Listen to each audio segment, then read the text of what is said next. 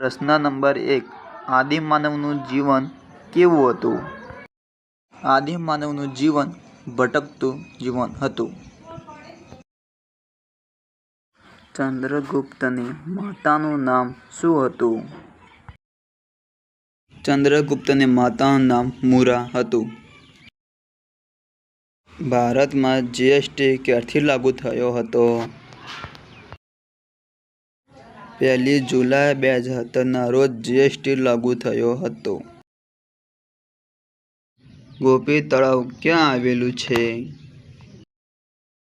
ગોપી તળાવ બેટ દ્વારકામાં આવેલું છે.